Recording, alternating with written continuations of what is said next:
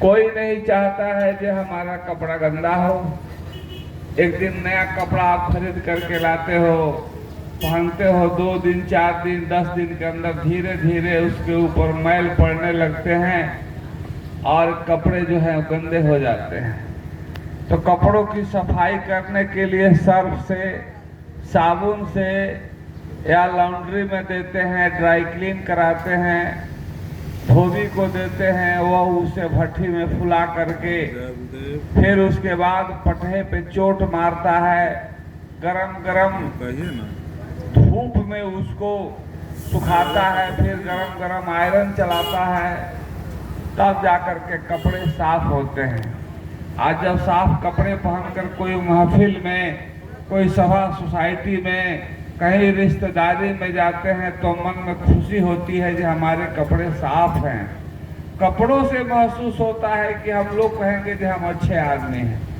तो कपड़ा सफाई के लिए तो इतनी मशक्कत करनी पड़ती है, लेकिन इसी शरीर के अंदर मन बैठा है, आत्मा अलग है, मन अलग है। तो ये मन जो है संसार के अच्छे बुरे चीजों को देख देख करके मन गंदा हो जाता, मन मलिन हो जाता, मन दूषित हो जाता, तो इंसान अपने कर्म को छोड़कर दुष्कर्म में लग जाता है। तो प्रेमियों, इस मन के सफाई के लिए क्या करते हैं?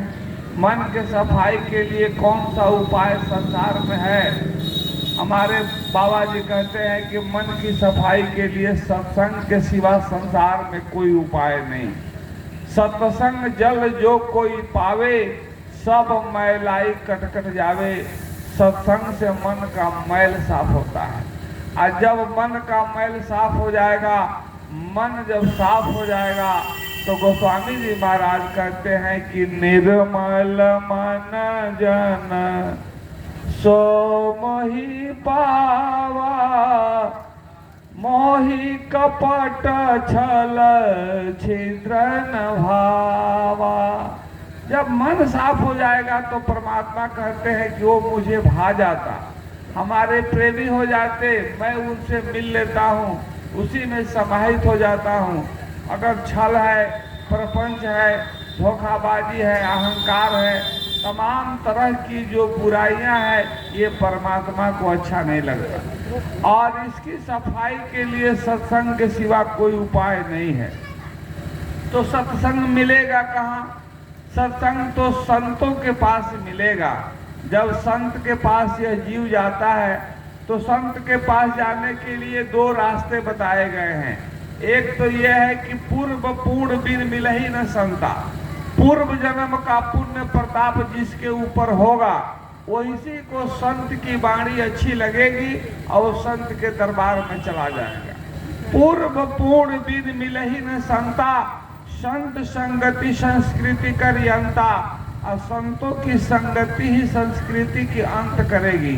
ये जन्म और मरण जो हो रहा, जैसे हमारे आपके बीच में महेश भाई, एक दिन उनका भी जन्म हुआ होगा, परिवार में जन्म हुआ, और जन्म लेने के बाद संसार में वो भी खड़े हुए, चलना सीखे, बोलना सीखे, और यही आपके गांव में धीरे धीरे बड़े हुए।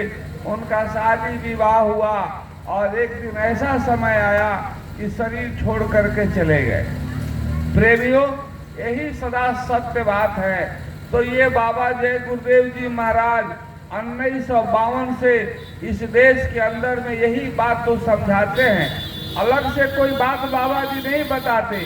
बाबा जी कहते हैं कि इंसान जरा सोचो और समझो, एक दिन तुम्हारी भी ऐसे ही गति होगी, एक दिन तुमको भी शरीर खाली करके निकलना पड़ेगा। बाबा जी कहते हैं कि यह शरीर रेंटेड हाउस, भाड़े किराए का मकान है, तुम्हें भाड़े पे मिला हुआ है, एक दिन तुम्हें शरीर छोड़ करके यहाँ से चला जाना है। और ये देखा भी जाता है कि जब तक शरीर के अंदर आत्मा, रूह, सोल वो बैठी हुई है, दोनों आंखों के मध्य भाग बीच सेंटर में आत्मा बैठी है, तो हम आप उसको आत्मा कहते हैं। मुसलमान भाई लोग उसको रूह कहते हैं, और इंग्लिश में उसको सोल कहा जाता, संत मत में सूरत कहा जाता। वही आत्मा जब तक शरीर में रहती है तब तक लोगों से रिश्तेदारी है, तभी तक लोगों से प्रेम भाव मोहब्बत बना हुआ है। गांव नगर सभा सोसाइटी में समाज में प्रतिष्ठा इज्जत बनी हुई है। लेकिन जैसे वो आत्मा शरीर से निकल जाएगी, कोई शरीर को घर में रखेगा नहीं। चाहे कितना भी पढ़ा लिखा कोई क्यों न हो, चाहे कितना सुंदर कोई क्यों न हो, अधिकारी हो, पदाधिकारी हो, व्यापारी हो, कोई भी हो, जैसे आत्मा शरीर से निकल गई, तुरंत शरीर को घर में से बाहर निकाल करके पुआल बिछा करके, खर पतवार बिछा करके, उत्तर के तरफ माथा करके लोग सुला देते हैं। फटा पुराना बेडशीट डाल करके उत्तर के तरफ सिरहाना करके एक चादर से ढक देते हैं। अगल बगल के लोग जब सुनते हैं कि फलाने आदमी मर गए, चले गए, उनका देहांत हो गया, लोग आते हैं देखने के लिए, कपड़ा उठा करके मुंह लोग देखता है। फिर उसके बाद उनके गुणगान को, जो जीवन में उनके चरित्र हैं, लोगों के साथ कैसा कैसा व्यवहार किए, अगल बगल लोग उनके बात करना शुरू कर देते हैं। तब तक बांस काट करके एक विमान बनाया जाता है, वो भी एक एक हाथ पर उस पर लोग बाती बांधते हैं, और उसके बाद पुआल बिछा करके और बाजार से कफन, वही थर्ड क्लासी कपड़ा जो अभी कभी आपने जीवन में पहनना पसंद नहीं किया। अब आपका ब्रांडेड कपड़ा नहीं आएगा, वही मार्किन का सफेद कपड़ा कफन आता है, नहला धुला करके, शरीर में घी सुगंध लगा करके, उसी वस्त्र से ढक करके और लोग ले जाते हैं शमशान घाट। है प्रेमियों, बाबा जी कहते हैं कि शरीर की तीन ही गति है। एक तो इसको लकड़ियों के ढेर में रख करके आग लगा करके जला दिया जाएगा। एक है जो गड्ढा खोद करके जमीन में दफना दिया जाएगा, सड़ जाएगा, शरीर में कीड़े पड़ जाएंगे और यही सुंदर शरीर जमीन के अंदर खत्म हो जाएगा। एक और गति है, ले जाकर के बहते हुए जल में इसको लोग प्रवाह कर देगा। अगर नदी के बीच धारा में ये लाश जा रही है तो मछली हजार हजार मछलियां नोच नोच कर खाती हैं। अगर पानी के धार से कहीं किनारे जाकर झाड़ी में फंस गया तो गिद्ध, कौआ, कुत्ता और सियार नोच नोच कर खाता है। यही शरीर की गति है। जो ये शरीर आप जो संभाल करके जो रखे हो, ये शरीर के लिए मकान बनाया, ये शरीर के लिए जमीन जायदाद खरीदा, ये शरीर के लिए संसार में रात दिन 24 घंटा तू शरीर के लिए लगा हुआ है। सुबह से उठकर शाम तक, शाम से उठ करके सुबह तक, रात दिन परिश्रम मेहनत करता, किसके लिए? बाल बच्चों के लिए, शरीर के लिए। लेकिन ये तो शरीर की गति यही है। इसमें जो आत्मा जो बैठी है वह आत्मा मरती नहीं है, वो अजय अमर अविनाशी है। गीता में भगवान श्री कृष्ण कहते हैं कि नैनम छिदंती शस्त्राणी नैनम दहती पावक न चैनम किलीदंते आपे न सोसती मारुत। आत्मा को तो कोई मार नहीं सकता, आत्मा को आग जला नहीं सकती, आत्मा को पानी गिला नहीं कर सकता, हवा सुखा नहीं सकता। यही आत्मा यहाँ से निकल करके यमलोक जाती है। 18 पुराण में एक गरुड़ पुराण लिखा गया, वेद व्यास जी ने गरुड़ पुराण लिखा है। हम लोग कोई कोई बड़े आदमी जब मरते हैं तो उनके यहाँ ये जब गति लगाई जाती है, दूधा लगाई जाती है, उस दिन से लेकर के दशकात्र के दिन तक गरुड़ पुराण सुनाया जाता। घर परिवार के लोग, पटी पटीदारी के लोग, भाई बंधु सब लोग बैठते हैं डेली शाम को और गरुड़ पुराण सुनाया। 16 अध्याय गरुड़ पुराण लिखा है। गरुड़ पुराण के अंदर वेद व्यास जी लिखते हैं कि आत्मा कैसे इसमें से निकल करके कैसे यमलोक जाती है और कौन गलती इंसान करता है तो कौन सी जोनी में उसका जन्म हो जाता है। ऐ प्रेमियों, यही आत्मा कर्मों के हिसाब से जब वहाँ मालिक के दरबार में पहुँचती है तो जन्म से लेकर के मरने के दिन तक सारे आपके हिसाब किताब देखे जाते हैं। तूने कितना अच्छा काम किया, कितना बुरा काम किया। अच्छा काम किया तो उसके लिए स्वर्ग में जीव को भेज दिया जाता, अगर गलत काम किया तो नरक में भेज दिया जाता। स्वर्ग में जब पूर्ण क्षीण हो जाता है तो फिर स्वर्ग से आत्मा को ले आकर के बड़े बड़े सेठ साहूकार के यहाँ जन्म हो जाता। आज तो यहाँ आप धन कमाने में लगे, लेकिन जरा सोचो बड़े बड़े सेठ साहूकार राजा महाराजा के यहाँ जो बच्चे जन्म लेते हैं वो कौन सी कमाई करके आए? ये पूर्व जन्म की कमाई है। जन्मते ही सोना के पलना में झूलते हैं, जन्मते ही हवाई जहाज से सफर करते, उनके जन्म पर करोड़ों करोड़ों रुपया खर्च किए जाते हैं। तो गोस्वामी जी महाराज रामचरितमानस में कहते हैं कि यह तन के फल विषय न भाई, स्वर्ग स्वल्प अंत दुखदाई। ऐ भाई, स्वर्ग में जाने के लिए तू महल बनवाता, मंदिर बनवाता, धर्मशाला बनाता, पानी पिलाता, यज्ञ करता, परिक्रमा करता, दान उपदान करता, ये जितना तू कर्म करता है किस लिए? कि मरेंगे तो हम स्वर्ग में जाएंगे। लेकिन स्वर्ग तो थोड़ा दिन के लिए है, स्वर्ग स्वल्प कम दिन के लिए, अंत दुखदाई, फिर आपको दुख झेलना पड़ेगा। वहां से आपको भेजेगा स्वर्ग से, कहां? आके राजा महाराजा के यहाँ। तो राजा महाराजा के यहाँ ऐसे नहीं आ जाना, राजा महाराजा के भी यहाँ आने के लिए वो महारानी के गर्भ में आना पड़ेगा।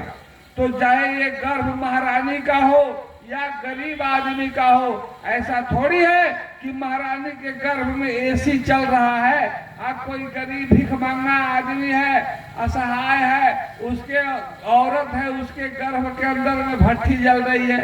परमात्मा ने एक समान बनाया है, राजा हो और रंग। ये गर्भ के अंदर में मस्तक नीचे और पैर ऊपर 9 महीना दिन तक उल्टा लटका करके रहता है। अभी देखो गर्मी पड़ना शुरू हुआ, अभी थोड़ी सी गर्मी पड़ना शुरू हुआ तो गर्मी बर्दाश्त नहीं होती है तो पंखा चलाते हैं, कूलर चलाते, एसी चलाते, रास्ते में चलते हैं तो ठंडे पेड़ के छांव में बैठते हैं।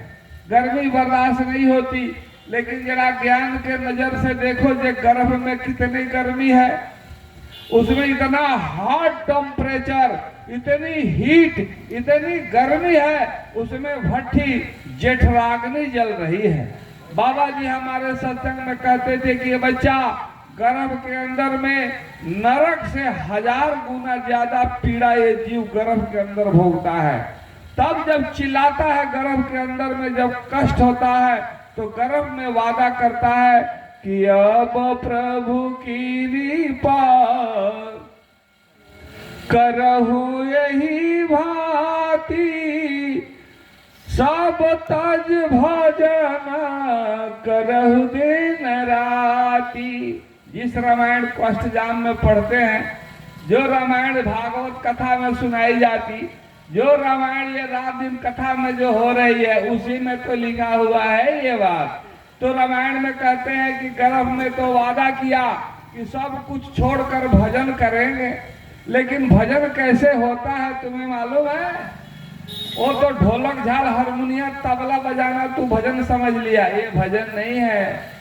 वो तो जैसे गांव में मदारी वाला आता है और पुही और डमरू बजाकर लोगों को इकट्ठा करता है, वैसे ही वो महापुरुषों ने ढोलक झाल हारमोनियम तबला आर्गन पैड नाल को बजाकर लोगों को इकट्ठा किया। आज भी भागवत कथा बड़े बड़े वक्ता लोग जो कथा कह रहे हैं, उस पर भी देखो साज बाज हारमोनियम ढोलक झाल तबला बज रही है। अब इस नहीं बजेगा तो लोग कथा सुनेगा नहीं। लोगों को तो गाना सुनना चाहिए, लोगों को रसमंजरी चाहिए। ये मन बड़ा रसिक इसमें बैठा है। हमारे बाबा जी कहते बड़ा बैरी ये घट मन में, इन्हीं को जीतना कठिना, जिन्होंने मार मन डाला उन्हीं को सूरमा कहना। ये आध्यात्मिक सत्संग, जिस सत्संग को सुनने के लिए हजारों हजार रुपया में करके ये ट्रेन का रिजर्वेशन करा करके अपने अपने गाड़ी से मथुरा जा करके लोग सुनते हैं। और देखो आज इस गांव के अंदर में ये सत्संग हो रहा, ये असंभव चीज यहाँ धरती पर ये हो रहा, फिर भी गांव में देखो कितने लोगों की उपस्थिति है। इसका मतलब है इस गांव के लोग जो है वो चेत हैं। उसको सुनने समझने की शक्ति। अरे भाई, तू यहाँ आकर के बैठ के सुनोगे तो क्या तुम फंस जाओगे? तेरे अंदर भी चेतना है, तेरे अंदर भी बुद्धि है, तेरे अंदर विवेक है, ज्ञान है। अगर ये बात अच्छी लगेगी तो उसको मानना, नहीं अच्छी लगेगी तो कोई बात नहीं। कम से कम आपके गांव में कहीं से लोग आए हैं तो थोड़ा 2 घंटा समय देकर तो सुनना तो चाहिए। अभी गांव में नाच बाजा, वीडियो वीडियो, नौटंका और ऑर्केस्ट्रा आ जाए तो देखो कितनी भीड़ लग जाती है। उससे भी नहीं, ये मटकोर में ये माँ बहनें जो है ये अनर्गल गाना पर डांस करती है, नाचती है, तो गांव भर के लोग क्या मिलता है? जरा अपने दिमाग से सोचो, उस देखने से क्या मिलता? अरे यही आंख है जो इस आंखों के रास्ते गंदगी अंदर जाएगी, तेरे मन को चंचल बना देगी, और वही मन की चंचलता तूने नरक 84 में लेकर चली जाएगी। आज इंसान हो, आज तुमको समझाया जा रहा है, नहीं समझते हो। अगले जन्म में कुत्ता, बिलार, सियार, मुर्गा, मुर्गी, हाथी, घोड़ा, बाघ, बकरी, ऊंट, नेउर बन जाओगे, कीट, भिन्न पशु और पक्षी बन जाओगे। ये मोरी में का पिलुआ जो देख रहे हो ना, वो भी कभी राजा था, वो भी बड़े बड़े सेठ साहूकार था, वो भी बहुत बड़ा कलाकारी और खिलाड़ी था, लेकिन समझा नहीं संतों की बात, सत्संग के बात को नहीं समझा। तो देखो आज मोरी में गंदे पानी में जीवन जी रहा है। सुअर की जोनी को देखो, वही सुअर कभी राजा महाराजा, कभी अच्छे अच्छे सेठ साहूकार के, कभी एसी में रहती थी, लाख लाख रुपया के गाड़ी में चलती थी, लेकिन सत्संग को नहीं समझा, संतों के बात को नहीं समझा, अपना बुद्धि विवेक ज्ञान को लगाया, आज सुअर बन करके घूम रही, बिष्टा खा रही है। स्वयं भगवान कृष्ण अर्जुन को समझाए। एक चिवटा चल रहा था, और चिवटा को दिखाते हुए भगवान कृष्ण कहते हैं, ये अर्जुन, चिवटा को देख रहे हो? अतः हाँ प्रभु, अतः यह चिवटा करोड़ों बार ब्रह्मा बना है। जिस ब्रह्मा का पूजा संसार के लोग करते हैं, वो चिवटा भी करोड़ों बार ब्रह्मा बना है, करोड़ों बार इंद्र बना, स्वर्ग का राजा रहा है, करोड़ों बार राजा महाराजा बनकर इस देश में राज किया। आज जैसे महेश भाई हमारे आपके बीच में नहीं रहे, उसी तरह आप राजस्थान में जाओगे, बड़े बड़े महल किला आपको दिखाई देंगे। आज उस महल में, उन किला के अंदर में परेवा अंडा दे रहा है, कुत्ता और बिलार उसके अंदर मान बना करके उसमें जा रहा है और आ रहा है। तो ये प्रेमियों, इसी तरह ये आना और जाना लगा हुआ है। तो अच्छे कर्म करोगे तो स्वर्ग, और स्वर्ग से सेठ साहूकार क्या, लेकिन गर्भ से ही आपको यहाँ आना पड़ेगा। और देखो, गर्भ में जन्म हुआ, जन्म लेने के बाद ही जैसे यह जीव दुनिया के अंदर में आता है तो सबसे पहले रोता है। कोई भी जीव हो, जैसे माँ के पेट से बाहर निकला क्या करके रोता है। संत समझाते हैं क्यों रोता है, जब आता है तो क्यों रोता? क्योंकि ये रोने वाली जगह है, ये दुख्यालय है, ये दुख का खान है, इसीलिए जीव रोता, रोते हुए आता है और रोते हुए यहाँ से चला जाता है। जाने के समय भी जीव, मैंने देखा है बड़े बुजुर्गों को, बड़े बड़े बुजुर्ग आदमी को मरते समय मैंने देखा है। और तो नहीं, मैंने अपने माता पिता का जब अंतिम समय में था, सेवा कर रहा था, उनके कष्ट को मैंने देखा कि भैया मरने में बहुत कष्ट है। जन्मत मरत दुसह दुख होई, इतनी पीड़ा है, इतना कष्ट है जीवन के अंदर में कि संत बताते हैं कि 10,000 बिच्छी की मारने की दर्द होती है जब इसमें से आत्मा को निकाला जाता है। हड्डियां चूर चूर हो जाती है जब इसमें से खींचता है। तो इसीलिए तो बाबा जी समझाते हैं हमारे कि गांव गांव में जाकर बच्चा लोगों को समझा दो, तुम कहो मानना न मानना उसका काम है, अगर मान जाएगा तो जीवन सुधर जाएगा, और नहीं मानेगा तो काल तो ऐसा तमाचा मारेगा कि होश ठिकाने आ जाएगा। बड़े बड़े लोगों को मैंने देखा, बड़े बड़े सेठ साहूकारों को मैंने देखा, खाट पर पड़ते हुए पीठ में कीड़े पड़ गए, प्राण नहीं छूट रहा था। 13-13, 14-14 बरस तक पैरालिसिस मार दिया, नाक में पाइप, इंद्रियों में पाइप डाल करके कौन मारेगा? बुजुर्ग घर में हो जाए, अगर कोई कह दे बहुत पीड़ा है घर के किसी आदमी को कह दीजिए कि रात में इनका गला दबा दीजिए, मर जाए, कोई मारेगा? कोई नहीं मार सकता। तो कष्ट तो भोगना पड़ेगा, इसीलिए कर्म को सुधार लो। तो ये स्वर्ग की ये दशा है। और नरक में जब पाप कर्म करोगे, दूसरों को तड़पाओगे, दूसरों को सताओगे, दूसरे का धन हड़प लोगे, दूसरे के साथ धोखाबाजी करोगे, दगाबाजी करोगे और गलत काम का गलत नतीजा, तो उसके लिए नरक बनाया है। 28 तरह का नरक का वर्णन है श्रीमद् भागवत कथा में। हम लोग भागवत सुनाते हैं तो भागवत में 28 प्रकार का नरक का विवरण और 28 प्रकार का नरक का विवरण गरुड़ पुराण में भी है। उन नरकों में एक एक नरक में 10-10 हजार बरस इस जीव को तड़पाता है। जैसे एक बहुत बड़ा टैंक है, उसमें केवल लैट्रिन यानी गंदा है, उसी में डुबा करके रखेगा। अब थोड़ा सा मूड़ी ऊपर निकाले, जमदूत बड़े बड़े जूतियां लेकर के और डंडा लेकर के मारेंगे, जो मूड़ी नीचे ही रखो। तेल का गरम खौलता हुआ तेल में डालेगा, तमाम तरह के बिच्छू के, सर्प के, ये तमाम बड़े बड़े टैंक हैं जहां जीवों को तड़पाया जाता है। आत्मा तो मरती नहीं है, आत्मा तो शरीर में है। जब तक आत्मा शरीर में है तो ये शरीर को दर्द होता है।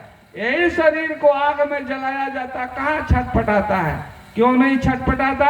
उसमें से आत्मा निकल गई है। जब तक आत्मा है, उंगली को थोड़ा सा तवा में सट गया तो दर्द हुआ, उंगली कट गई तो दर्द हुआ, वही आत्मा को दर्द, उसी आत्मा के ऊपर पिटाई होती है, बहुत पिटाई। और वहां आत्मा चीखती है, चिल्लाती है, मेरी मदद करो, मुझे बचाओ।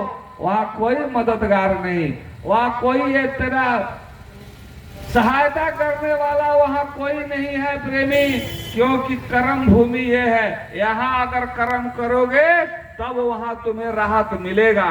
तो हमारे बाबा जी 1952 से समझाते हैं, क्या इंसान या मानव का शरीर परमात्मा ने अति दया कृपा करके हमें आपको दिया है। देवता तरसते हैं शरीर में आने के लिए, ये हम नहीं कहते, ये रामचरितमानस में श्रीमद् भागवत में लिखा है कि दुर्लभो मनुष्यो देहो देहि नाम क्षण भंगुरा।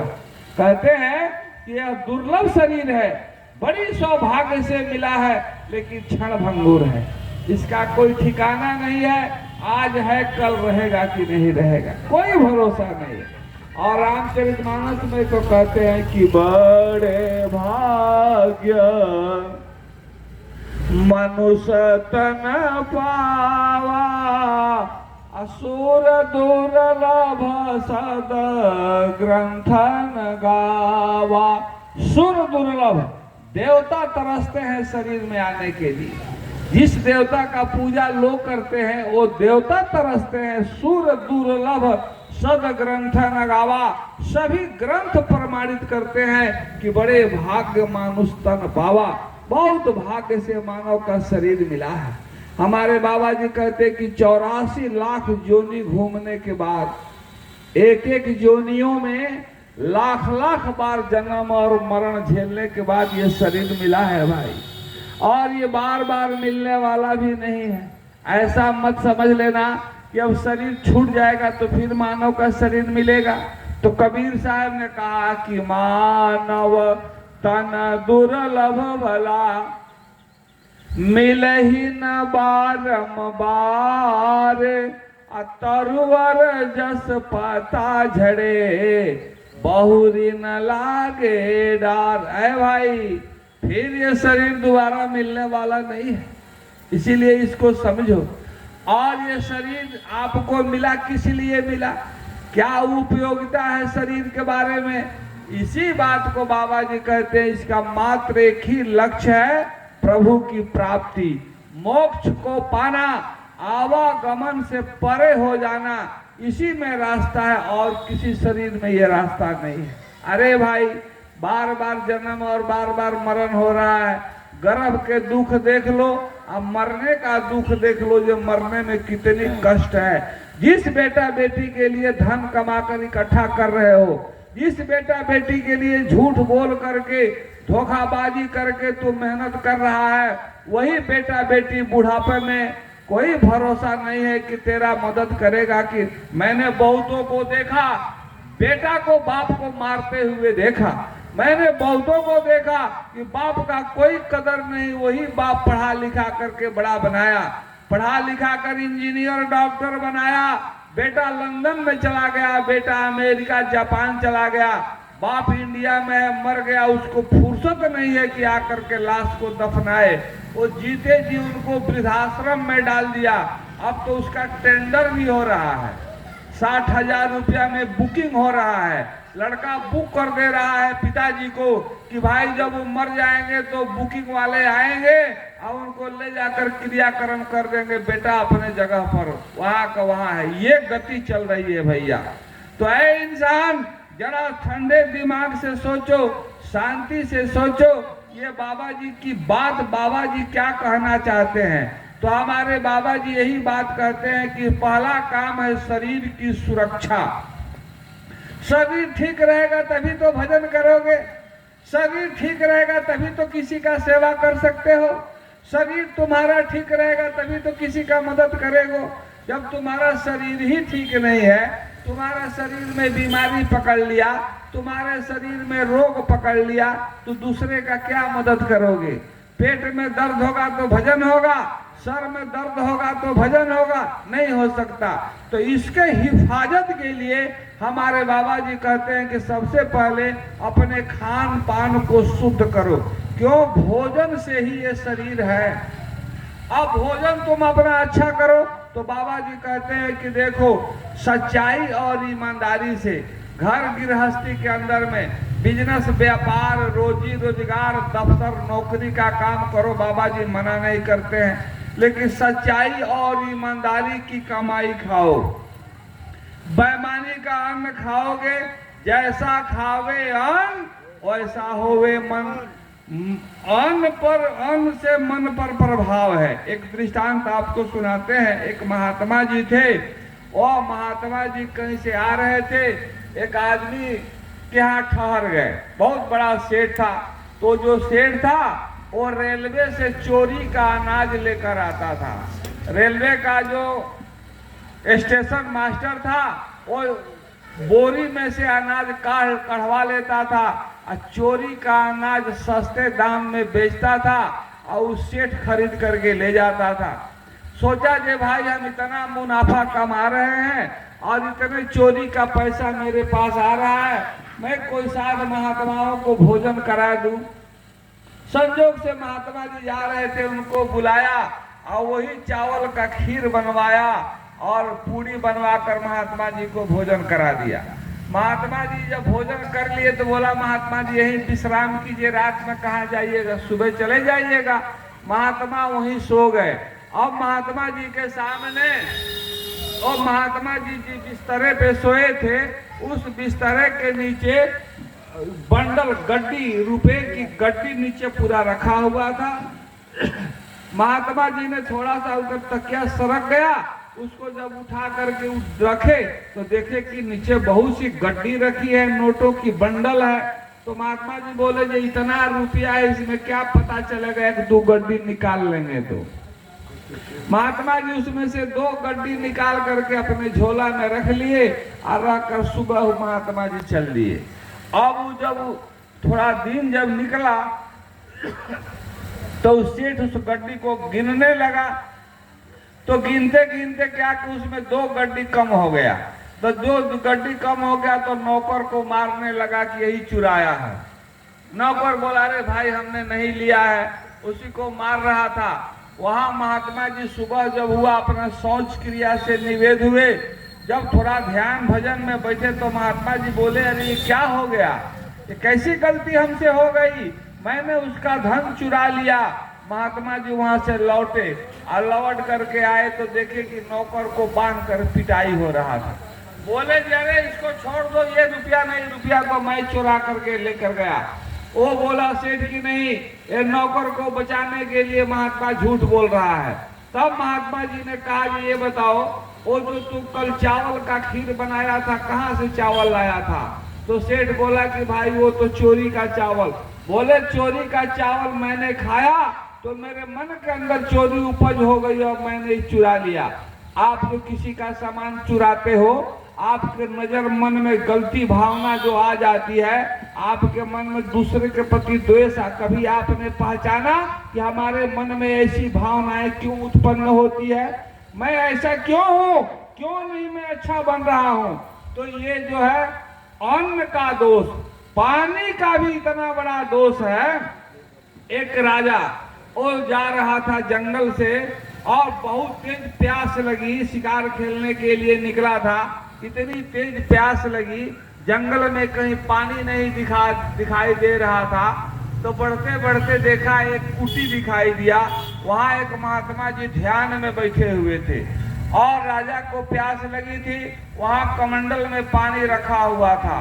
महात्मा जी की साधना की विधि ऐसी थी कि 2 घंटा 4 घंटा 10 घंटा बैठे रहते थे और जब ध्यान भंग, जब ध्यान खत्म करते थे तो कमंडल का पानी पी जाते थे। महात्मा तो परमात्मा में लीन ध्यान में समाधि में बैठे थे। राजा देखा जे भाई अगर इनका ध्यान हम डिस्टर्ब करेंगे तो पता न कहीं गुस्सा में हो जाए, मुझे तो केवल पानी से काम है, क्यों ना पानी पी लूं और फिर पानी भर के ले आकर के यहाँ रख दूं। और राजा ने क्या किया, धीरे से कमंडल उठा लिया, उस पानी को पी लिया। पीने के बाद वहां पानी ढूंढने लगा, थोड़ी दूर पर वहां पानी था, फिर कमंडल में पानी भर के ले आकर महात्मा के पास रख के चला गया। महात्मा जी को कुछ मालूम नहीं। महात्मा जी 4 घंटे के बाद जब ध्यान अपना तोड़े तो महात्मा जी उस पानी को पी गए। जैसे ही महात्मा जी ने उस पानी को पिया, महात्मा जी के बुद्धि पर उसका असर पड़ा। महात्मा जी जब बैठे तो सोचने लगे कि बेकार हम जंगल में अकेले बैठकर साधना कर रहे हैं। हम राज दरबार में अगर चलते तो हमें राजगुरु का पद मिल जाता, रहने के लिए फर्स्ट क्लास के हमको पलंग मिल जाता, भोजन में बड़े बड़े स्वाद के फल मिल जाते, तमाम तरह के व्यंजन मिलते, नौकर चाकर मेरे सेवा में मिलते। ये मन में बात महात्मा जी की उपज होने लगी। वहां पानी पी करके राजा जब घोड़े पे सवार होकर के जब गया तो राजा के मन में ये बात उपज हो गई। राजा सोचने लगा जे हमारे पास कितना टेंशन है, प्रजा का भोजन मिला न मिला, कौन दुखी कौन सुखी, राज्य में जानवर की स्थिति, देन लेन, तमाम तरह के, कोई दूसरा राजा चढ़ाई न कर दे, धन संपदा कितना अच्छा है। महात्मा जी को कोई टेंशन नहीं, आप बैठ के जंगल में मस्ती में अपना ध्यान में परमात्मा में। ये बात राजा के मन में विचार करने लगा। कुछ ही देर के बाद जब महात्मा जी का बार बार जब मन राज दरबार में जाने लगे, तब महात्मा जी ने अपनी दिव्य दृष्टि से देखा कि अरे ये तो एक राजा यहाँ आया था, अपने हाथ से पानी यहाँ रख करके चला गया, वो पानी पीने से मेरी मन बदल गया है। तो ऐ इंसान, जब अन्न खाने से बुद्धि बिगड़ सकती, आप हम तो साधारण आदमी हैं। भीष्म पितामह का आपने महाभारत देखा है? महाभारत के अंदर में 5 दिन तक युद्ध हुआ और पांडव दल से एक आदमी भी नहीं मरा, और कौरव दल में तो बड़े बड़े वीर थे, भीष्म पितामह, द्रोणाचार्य, कृपाचार्य, जयद्रथ और ये कर्ण जैसे महान महान योद्धा थे। लेकिन हुआ क्या, आगे कौरव दल में कितने लोग मर गए, अब पांडव दल में एक आदमी भी नहीं मरा। तो दुर्योधन के मन में ये विचार जगा जो ईमानदारी से भीष्म जी युद्ध नहीं कर रहे। जाकर के पूछे हैं धर्मराज से कि महाराज लगता है कि भीष्म जी ईमानदारी से युद्ध नहीं करते हैं। तो बात सही है, तो क्यों नहीं करते, वो तो हमारे पक्ष में है। बोले तुम्हारे पक्ष में है, लेकिन उनके मन के अंदर में धर्म और सच्चाई है, इसीलिए वो नहीं करते हैं। तो धर्म और सच्चाई से हटाने के लिए क्या किया जाए, तो कोई दुष्ट आदमी का घर का अन्न ले आकर खिला दिया जाए तो उनका मन बदल जाएगा। तो कहाँ मिलेगा ऐसा आदमी? तो कहे तुमसे ज्यादा चंडाल दुष्ट कौन है जो अपने ही घर की औरत को सभा में नंगा कर रहा था, तब वो अपने घर से अन्न ले आकर खिला दिया। भीष्म भीष्म जी की बुद्धि बदल गई, अब भीष्म जी भयानक युद्ध। तो ऐसे ब्रह्मचारी की जब बुद्धि बिगड़ सकती है दुष्ट अन्न खाने से, तो जरा आप सोचो, आप बेईमानी चोरी का अन्न जो खाते हो तो आपकी बुद्धि कहाँ से काम करेगी? तब कैसे आपको सत्संग अच्छा लगेगा? कैसे आप सत्संग में आ सकते हो? आपको सत्संग में नहीं। वैसे भी देखो, ये भी बताया गया है कि पूर्व जन्म के पाप से हरिचर्चा न सुहाय। अगर आपको भगवान की कथा अच्छी नहीं लगती है तो इसका मतलब ये समझ लेना कि हमारे ऊपर पूर्व जन्म का पाप लगा हुआ है। पूर्व जन्म के पाप से हरिचर्चा न सुहाय। जैसे ज्वार के आवते भूख विदा हो जाए, जैसे आदमी को बुखार जब हो जाता, आदमी को फीवर हो जाता है, तो आदमी के सामने कितना भी सुंदर व्यंजन लेकर के आओ, उसको भोजन अच्छा नहीं लगता, क्यों? अंदर बुखार है। उसी तरह से जिस जीव के ऊपर पूर्व जन्म का पाप लगा हुआ रहता है, उसको भगवान की कथा और सत्संग उससे अच्छा नहीं लगता है। ऐ प्रेमियों, ये तो मैंने अन्न और ये पानी का बात